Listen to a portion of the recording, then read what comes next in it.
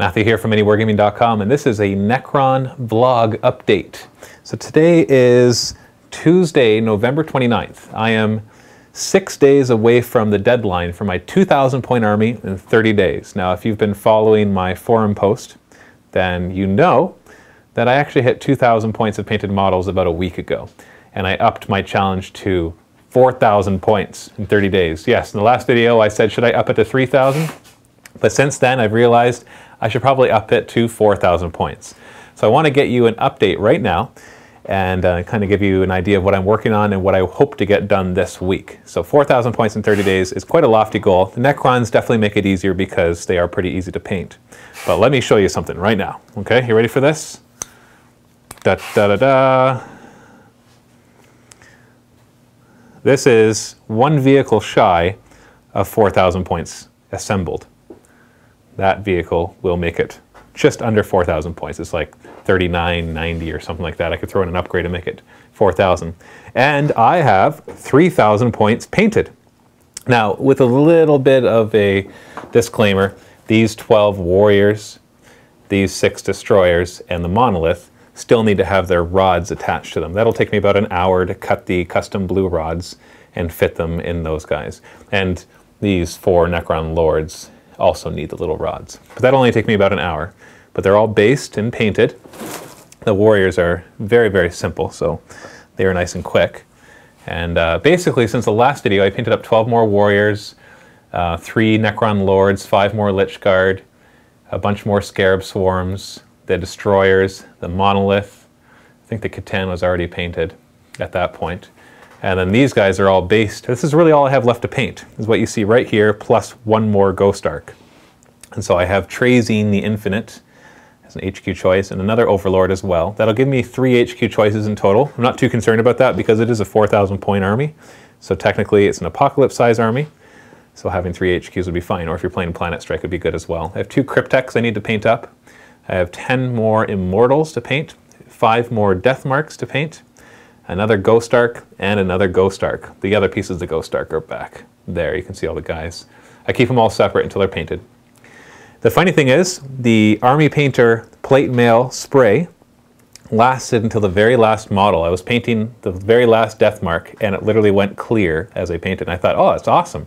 1 can did exactly what I needed.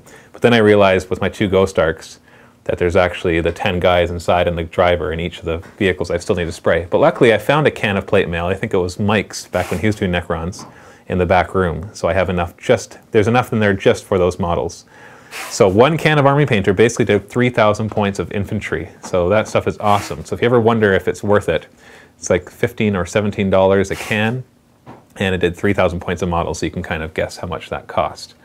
So I think I might actually make my 4,000 point goal by Monday, because really all I have left to paint is these guys, and this won't take very long. Immortals and Immortals take a little longer to paint.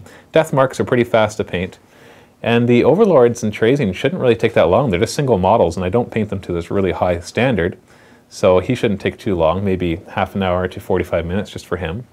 Same thing with the Overlord. The Cryptech should be relatively fast, although I might put a bit more attention because they have some interesting details that can be fun to paint. And then the Ghost Arks will take me an hour or 2 each because there's just so much to paint on them. So that's the longest time to points ratio. The other thing that I wanted to show you were some of these bases. I actually got some bases from a website called Eternal Legion. It's eternal-legions.blogspot.com. I'm going to put a link in the video description. And they have these kind of like I can't remember the dental plaster or whatever the material is. They've created these special bases for Egyptian-themed models. And so I actually got a bunch of these. I didn't have time to use a lot of them in my current army, but I do have the Catan, for example, has his base. You can see it in there. Now, a lot of it's covered with the static grass because I thought it would be suitable for him. And the Immortals, this group of Immortals, have these bases. And so they're actually really nice. They're Egyptian themed, which works perfectly for Tomb Kings. These are not painted yet. They just got a bit of the spray on them, but I'll paint them brown and everything. And so you've got all sorts of different things, but they got nice detail in them. If we look a little closer at these, you can have a good look here. You can go to eternal-legion.blogspot.com. That's the homepage for the guys who make these, if you want to buy some yourself. But you can see they actually have really good detail on them. So, and of course there's like the huge Trigon / Valkyrie bases or whatever you'd use those for. And they have other ones like the bike bases as well. And so I used the monstrous creature size one for the Catan because that's the size base he comes with now. He's no longer in the medium size base. And then I used some regular ones for the Immortals because I thought they would look cool. And they are pretty neat. And it also helps there's a bit of weight to them, so it'll help them to keep them from tipping over.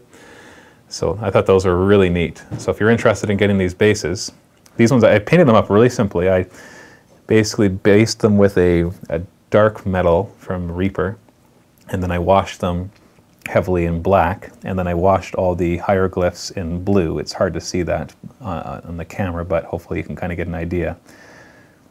And then I dry brushed them with a bit of brown along the bottoms in hopes to make it look a little dirty.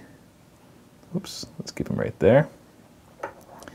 And then of course I threw on some static grass. I ended up putting a little too much static grass on that base. I tried to put a little less on these other guys' bases so to show off the scenic base a little better, but I think it turned out pretty well. So definitely check them out. I'll put a link in the description below. So anyway, let me know what you think about my army.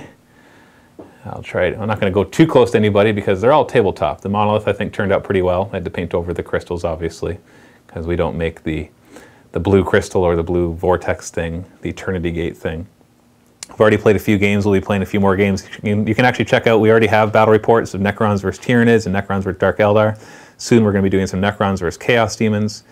And of course Necrons versus Blood Angels. Yeah, it should be a lot of fun with battle reports to see how they work. And I do think that there are going to be a playable army. A lot of people have been wondering that, but I think they will be actually quite competitive. So stay tuned and let me know in the comments below what kind of videos you would like me to make in respects to my Necron army, whether it's tutorials, or more battle reports, or whatever it happens to be. Just let me know what you would like to learn from me or to see me do with my Necron army. This is Matthew from MiniWarGaming. Happy wargaming.